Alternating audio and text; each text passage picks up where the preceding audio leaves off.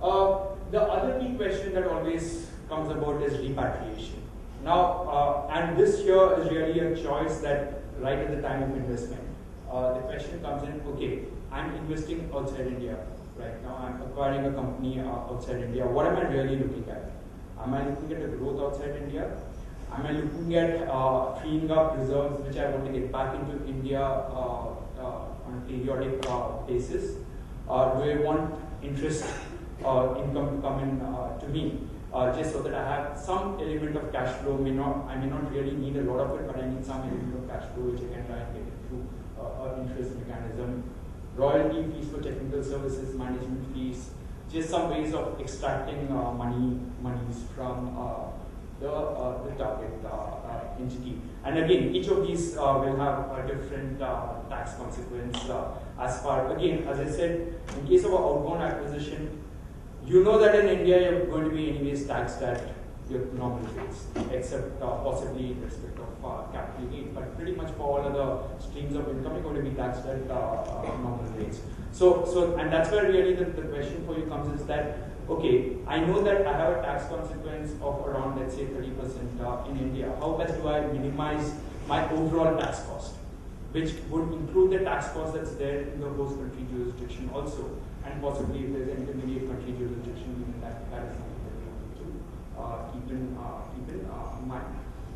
And this is where, and again, and this is where the question really comes in. Like a lot of people are using Mauritius for outbound investments, which you set it up as an SPV for subsequent acquisitions. May not really work in a lot of situations. Like for example, if I'm acquiring a US company, I would never look at Mauritius, purely because Mauritius and US don't have a treaty, which would mean that pretty much any repatriation of anything from the US would be subject to a 30% withholding tax in the US. I may not want to look at a Mauritius ever for a US acquisition, unless I have an ability to actually treat the Mauritius entity as a pass-through vehicle for US tax purposes. So, and this is where the key question comes in, that when you're looking at setting up of a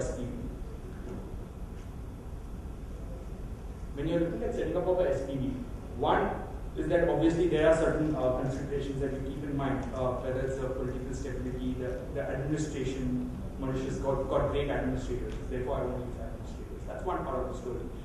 Treaty network, that's a really key issue that comes in. As I said, the best example is Mauritius and US. I would never want to invest through Mauritius entity for US. Bilateral investment protection treaties. This comes into play, especially if you're looking at investing in, I would say, some of the African countries or countries where the political system is sort of not so stable. In those cases, I may want to ensure that I invest through a jurisdiction which has a bilateral investment protection treaty, just so that my investment, I can rely on the bids to protect my investment in that particular country. So you would want to actually keep that also, factor that also into account. Again, just looking at it, for example, India and US don't really have a bilateral investment protection treaty. India and UK does, India and Mauritius does. Again, one more reason why a US entity will want to use Mauritius for investment into India, because you can rely on the bilateral investment protection treaty. Exchange controls, that's always there, that's always the case. The tax and legal framework that's there in the SPV country.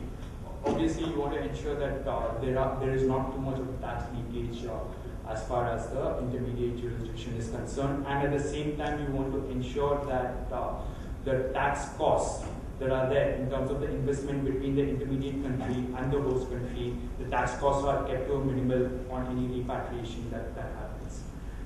Ease of winding up is actually quite an important factor. For those who have tried winding up companies in India, you know that it's a never-ending process. You probably end up with a lot of gray hair by the time it actually winds up.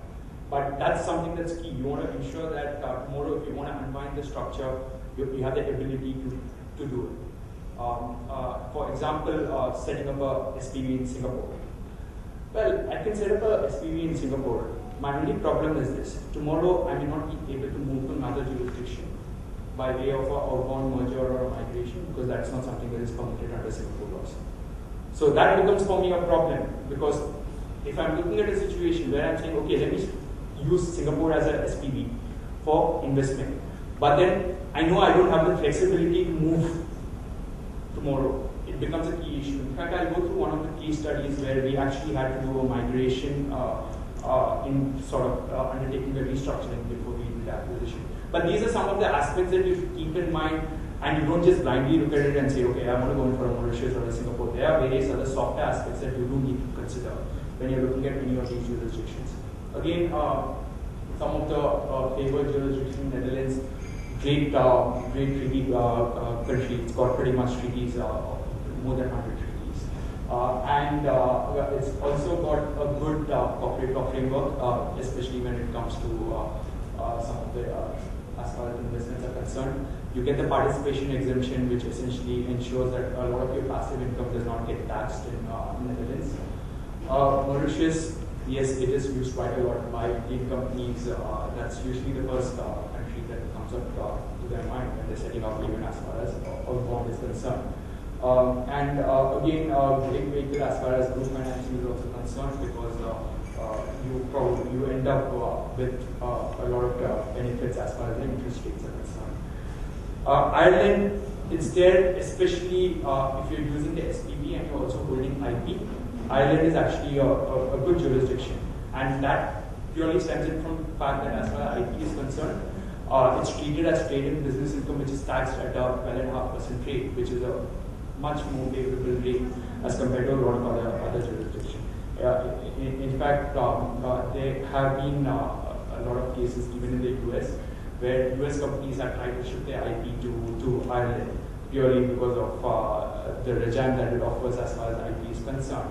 And there have been some transfer pricing disputes on that. UK, surprisingly enough, is actually a very good where really US shareholders, comprising of individuals as well as corporates. The Cayman entity had a subsidiary in Mauritius which held an Indian company, and then it had other operating entities in other jurisdictions. And this is where it sort of gets a bit funky. The Indian assets comprised of around 35% of the total deal value. So out of 100 million value, around 35 million was what comprised of the Indian assets. The rest of it was spread across the other operating companies.